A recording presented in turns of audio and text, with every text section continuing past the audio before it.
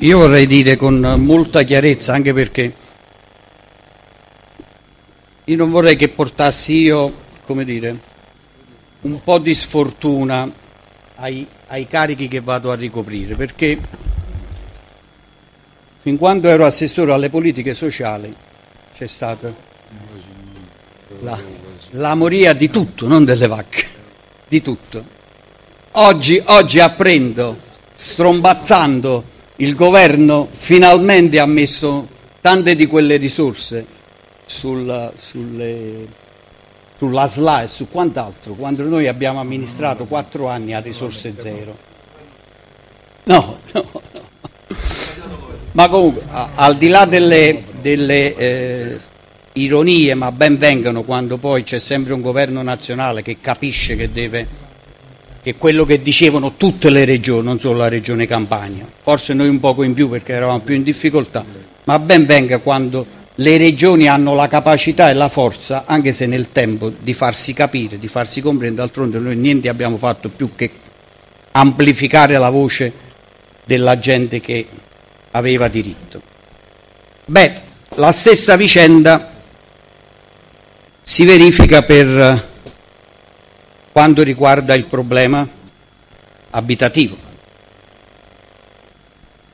che a voi non sfugge, è un problema di carattere nazionale, ma non per scaricare, attenzione, lungi da noi, voglio dire, ci sono stati non più tardi di 6 mesi fa, 7 mesi fa, guerre di piazza, ci sono stati giorni e giorni di accampamento a Roma, dove giustamente la parte che rivendica, e non poteva essere diversamente, dei sindacati preposti a questa materia, hanno fatto la loro dimostrazione.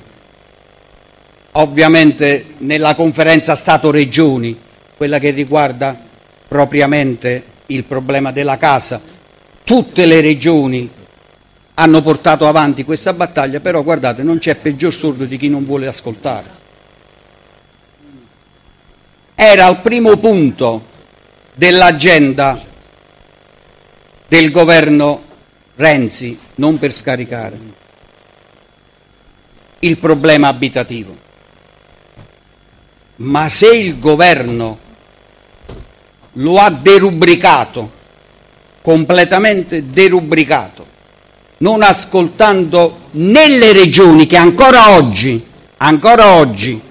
vi prego di credere, ma se non credete di andare a controllare qual è la posizione di tutte le regioni con il Presidente della Conferenza delle Regioni e con il Vicepresidente oggi Stefano Caldoro rispetto alla vicenda che voi state portando qui all'attenzione di questo governo, ma non potete dire né si può pensare che questo governo, per la parte che ho rappresentato io in questo ultimo scorcio e che tenterò di rappresentare al meglio per questi altri pochi mesi il ruolo di assessore preposto, non si può pensare e non si può raccontare che su questa vicenda il governo regionale, con in testa il proprio Presidente e anche vicepresidente della conferenza nazionale, non abbia posto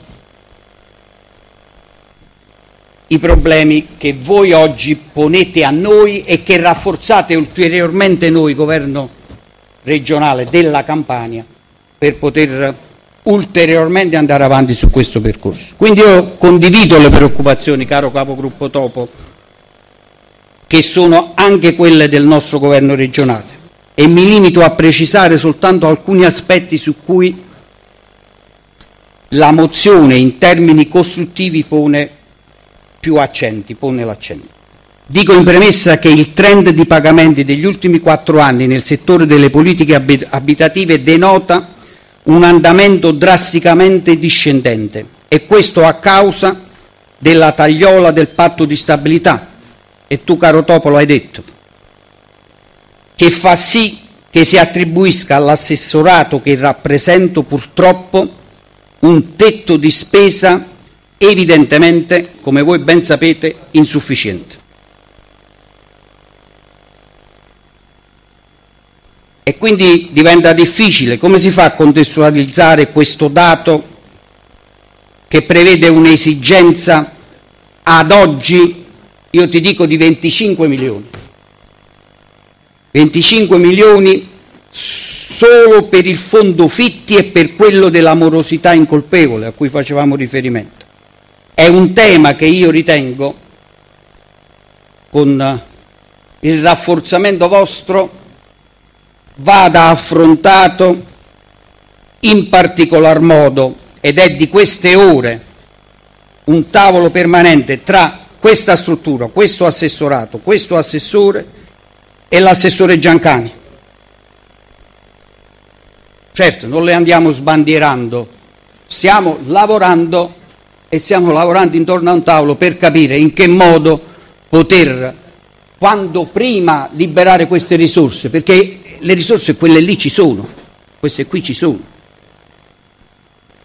vanno sbloccate, siamo prigionieri di questo meccanismo, non lo so che faremo, la politica se ne deve fare carico, ce ne stiamo facendo carico. I tecnici ci devono dire quale sistema per poter al più presto sbloccarli. È anche vero che dal 1° gennaio dovremmo non avere più il tetto. Dici, ma tu ci stai rimandando al 1° gennaio? No, assolutamente. Assolutamente. Però, voglio dire, questo è il dato nel quale fino ad oggi ci siamo mossi. Quando invece al piano casa nazionale e al decreto attuativo che riguarda le procedure di alienazione del patrimonio di edilizia residenziale pubblica, devo dire che nella conferenza Stato-Regioni, tutte le regioni e noi in testa abbiamo posto con forza il tema al governo in conferenza, rivendicando quell'autonomia nostra legislativa che ci attribuisce la Costituzione sul tipo di scelta che non può essere uguale in tutte le regioni d'Italia. La Campania ha le sue leggi, ha la legge 24 del 2003 che regola le agevolazioni per l'acquisto di alloggi e di edilizia residenziale pubblica da parte degli assegnatari e non ha alcuna intenzione, ve lo ripeto, e questo sarà probabilmente oggetto di scontro tra le prerogative della legge nazionale che può sovrastare le leggi regionali, lo andremo, perché il dibattito è aperto tra tutta la conferenza delle regioni, ma il governo, ripeto, su questa vicenda va avanti e fa i decreti. Noi riteniamo che le nostre leggi possiamo e dobbiamo sostenere nella sede opportuna, e lo sosterremo, che vale la nostra norma, la nostra legge. È un dibattito aperto, sarà probabilmente uno scontro aperto, lo faremo, lo stiamo facendo, quindi non riteniamo che il governo possa imporre a tutte le regioni un solo sistema, un solo metodo e addirittura con un decreto legge. Questo lo riteniamo non possibile, perché questo appartiene all'autonomia regionale e fin quando vi è ancora in vigore l'autonomia regionale per Costituzione, riteniamo che questa vicenda va governata regione per regione con le proprie norme.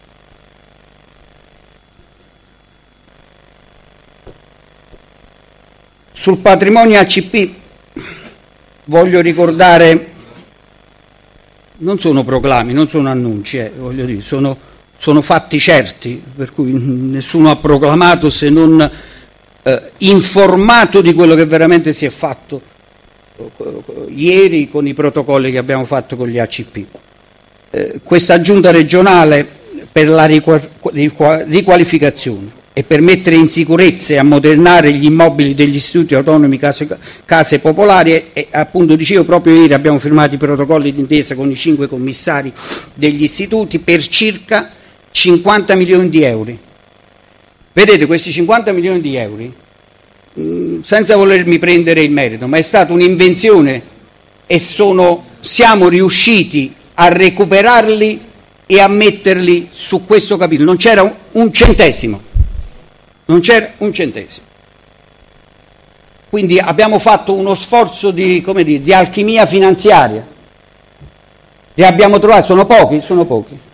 Li abbiamo trovati, li abbiamo incominciati a mettere. Stanno lì, I protocolli sono stati firmati ieri, partono rapidamente le procedure di appalto, rapidamente, in tempi brevissimi. Hanno assicurato i commissari che ieri sono stati in assessorati e sono stati da me incontrati con la mia struttura singolarmente, con le proprie strutture, ogni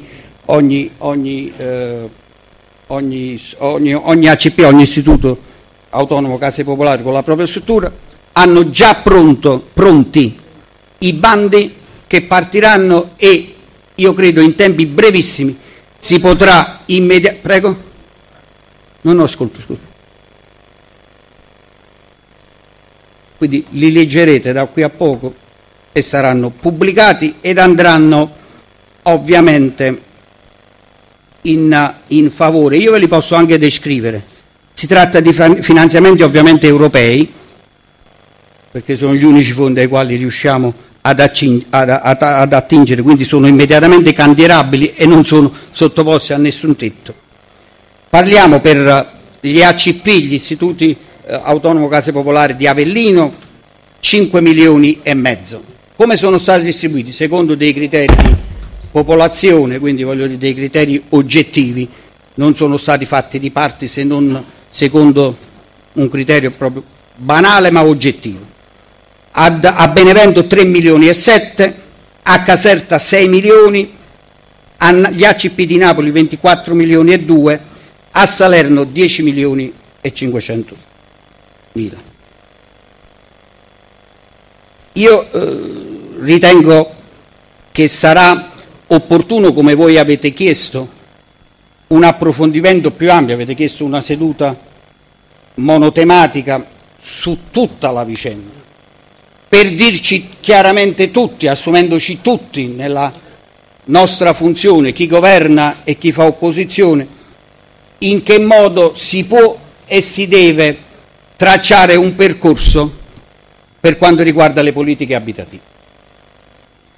Immagino che in quella sede ci sarà il Presidente Caldoro che ci spiegherà e ci racconterà, e non spetta a me farlo o anticiparlo, quello che è l'interlocuzione continua che è in corso col governo e quindi con chi deve, come dire, dare e mettere anche tra le sue priorità questo problema.